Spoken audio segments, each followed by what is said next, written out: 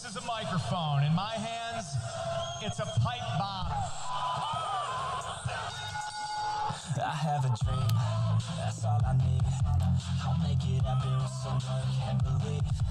Know what I want. All right, guys. What is going on? And thank you all very much for joining me here on Pardon the Pipe Bomb. It is March what? March 11th? March 14th? March 12th. Good God, I can't even keep my fucking day straight. We got a lot of news that is hitting the surface of WWE. We will go over a couple things that did happen on Monday Night Raw and a couple things that are happening in the news of WWE. And it is being reported out there, guys. I don't want to get anyone's hopes up. But it is reported that there are moves being made to bring back Brock Lesnar. Now, I don't know how you stand with Brock Lesnar. I don't know if people are hating on Brock Lesnar. Me personally, I feel like Brock Lesnar, I really can't give you my opinion on it just yet. I'm too conflicted about everything that has been going on these last couple months with him and Vince McMahon. But it is being reported on here on WrestlingNews.co. And over the last 24 to 48 hours, a story has been circulating about Brock Lesnar being added back to the WWE.com roster page. As best as we can tell, Lesnar has never been removed from the roster page to begin with. However, this is according on Brian Alvarez on Wrestling Observer Live. There have been some moves being made to bring him back. Alvarez said the following today on WOL.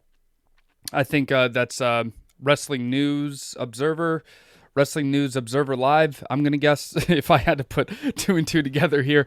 It says, and I quote, "In the last few days, there have been moves regarding Brock Lesnar. If you listened to the show last night, Dave Meltzer, everything we talked about is accurate other than the roster page. There are movements to bring him back." Alvarez then continued saying, "I should add regarding Brock, I'm not saying he's going to be back. I have no idea if he's going to be back. I would bring him back, but I can tell you that there have been inquiries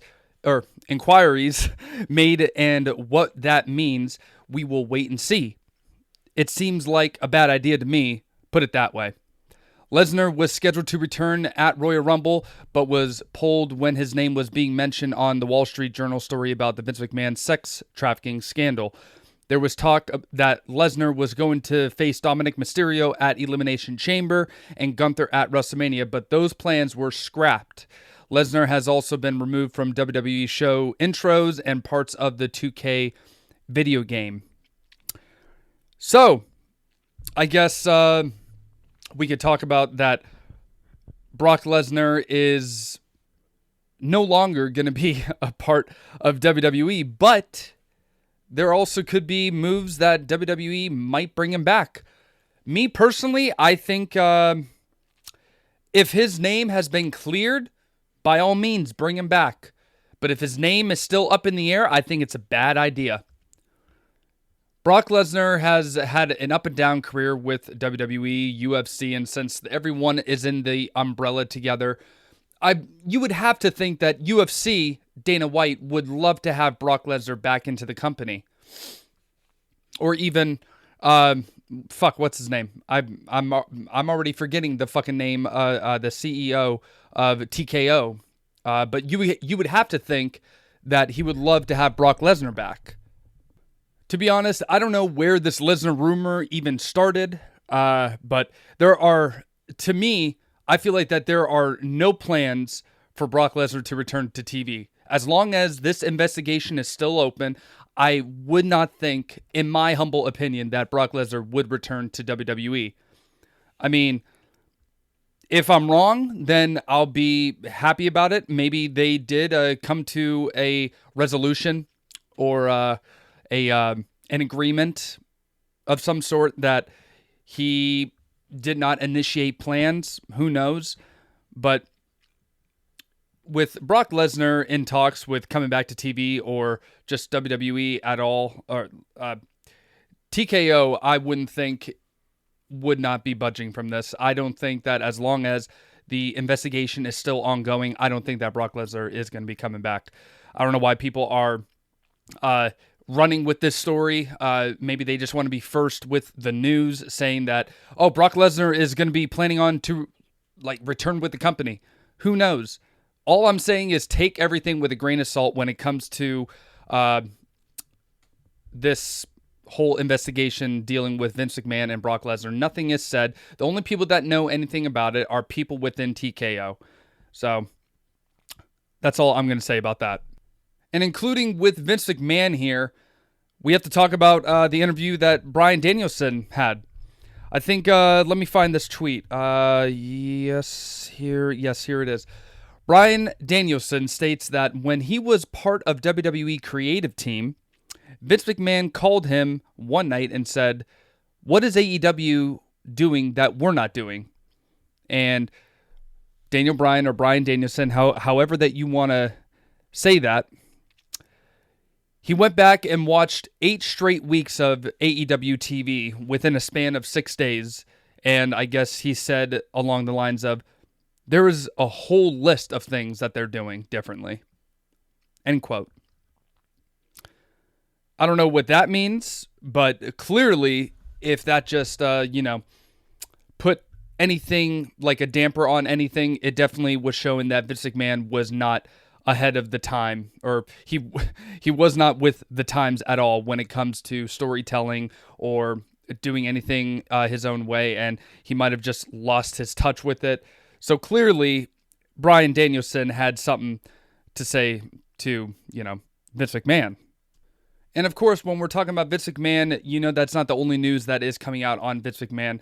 WWE President Nick Khan and COO Brad Blum identified as key figures in Vince McMahon's lawsuit. And I have no idea what this means, but it is being reported that Nick Khan and Brad Blum have been revealed as corporate officers number 1 and corporate officer number 2 in the lawsuit filed by former WWE employee Janelle Grant against Vince McMahon and John Laurinaitis. Grant's lawyer, Annie Callis, also confirmed the identities of Khan and Blum as these key figures. Stephanie McMahon was identified as a corporate officer number 3, while Brian Nurse, formerly general counsel and head of WWE's legal department, was identified as corporate officer number 4. It should be noted that Khan and Blum have not been accused of sexual conduct or violence. The suit did claim that they and other people are facilitated and covered up in exploitation in ways that WWE liable under the federal anti-trafficking law. You can read the statement below on WrestlingNews.co. It is titled President Nick Khan and COO Brad Blum identified as key members of the lawsuit. Now, I don't know what this means. I don't know if maybe Vince McMahon is just trying to save his ass and trying to put a damper on things. But in my personal opinion, I don't think Nick Khan had anything to do with anything that has been going on with Vince McMahon over the years. If TKO is set on Nick Khan, obviously they know more than the public does. I don't think that TKO would go forward with Nick Khan being the president of WWE. So we can just scrap that. I don't think anything will come of this. But let's talk about Monday Night Raw. And the most exciting thing about Monday Night Raw was Sami Zayn and Chad Gable in the Gauntlet match. Them two were the last 2 contestants or competitors on Monday Night Raw. And Sami Zayn, he won the Gauntlet match. But was that the case for the whole night? According to Andrew Ravens, though, he says that WWE made a late change to top the Monday Night Raw main event here. And the way that it was supposed to go, I guess, is from what I'm reading here, Zayn went over after beating Reed, Nakamura, and Gable. As a result, Zayn will challenge Gunther for the IC title. I mean, I have my theory on it, but let's not jump to a conclusion here. But as usual, Fightful Select, they put out on the internal run sheet for the show right before it went live, and comparing that sheet to what actually happened, there was a late change to the bout order as the original plan was called for Reed to beat Ricochet before Zayn would go over on Reed. That would lead Zayn beating Reed, McDonough, and Nakamura while Gable is the last entrant. And what instead happened was Ricochet and McDonough, they opened with Ricochet going over and then losing to Bronson Reed, who would then lose to Sami Zayn and who would eliminate Nakamura and then Chad Gable. Now, I don't know what that means. I, for one, found myself while watching it that okay, let me just start with this. WWE has been planting the seeds for us to start chanting for Sami Zayn, right? And with Sami Zayn winning last night, we all should feel pretty good about it. But for some reason, I can't help but have this feeling in my, deep down in my soul that I was starting to cheer for Chad Gable last night. I was starting to cheer for, that guy is more believable to beat Gunther at WrestleMania if Gunther is going to be defeated at WrestleMania. Now, Sami Zayn has been going on and doing little vignettes and doing little promos in the stands before people would get inside the arena, saying that he wants to get back to the form that he once was when he was a part of the Bloodline storyline. And he main evented the Elimination Chamber last year and against Roman Reigns, going for the Universal Heavyweight title. I'm all for it. I love that WWE is trying to build up superstars. I get it. But I don't know. I couldn't help but wanting Chad Gable winning the Gauntlet match and crushing the dreams of Sami Zayn. Now, it is being pointed out online that Sami Zayn didn't have Chad Gable's shoulders down for the 1-2-3, and the camera angle definitely was in our favor of showing us that his shoulders were not down for that. Maybe they could throw on a storyline for that. I don't know if WWE is doing something differently with that. I would love nothing more. Call me old-fashioned, call me annoying. I would love for WWE to do a triple threat match for the IC title at WrestleMania with Chad Gable and Sami Zayn and Gunther. But all I ask, if you're going to take the title off of Gunther, one of those individuals need to pin Gunther. It can't be Sami Zayn pinning Chad Gable or Chad Gable pinning Sami Zayn. It needs to happen that Gunther needs to get pinned on the mat or do a submission. Because whoever is going to have that title next, Gunther can afford a loss, but it has to be done right. Somebody has to come out on top because whoever beats Gunther is only going to elevate their character, and it's also going to elevate the IC title, which they have done a phenomenal job with Gunther holding that IC title as of right now. And you know what? While we're on the topic of me switching gears on certain characters and certain superstars who I want to win, who I don't want to win, let's just revert back to Cody Rhodes' segment on Monday Night Raw. I don't know what it is. Maybe it's because it's repetitious. Maybe it's because we hear the same goddamn thing every week for the last year and a half of him finishing the story, him doing it for the fans, him doing it for his wife, his mother. Yeah, it's all well and good. I can get behind that. But maybe it's just starting to become too stale for me. While Cody Rhodes was doing his promo with Michael Cole inside the ring, I also find myself, I found myself wanting Cody Rhodes to lose at WrestleMania now. Don't come at me. I know that I've said a bunch of times on this podcast that we need Cody Rhodes to finish his story, not just for himself, but also for his character, because he cannot go through another year with him saying, finish the story. But, I'm starting to get that feeling that maybe Cody Rhodes might not win at WrestleMania. Maybe something's going to happen. Maybe we get a new member of the Bloodline. I've been seeing one of the Anoa'i brothers tweeting about Cody Rhodes is not going to finish his story. It's been under the radar. but it's been definitely under the microscope that people are noticing. He could come out and he could fuck Cody Rhodes in the end.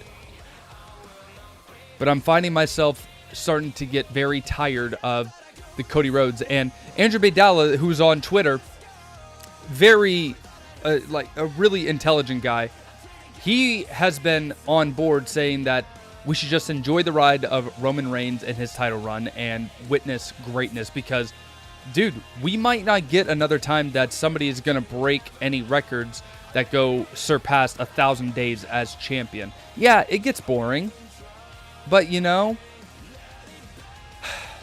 I kind of just want Roman Reigns to keep the title until SummerSlam and have a new opponent. I don't know.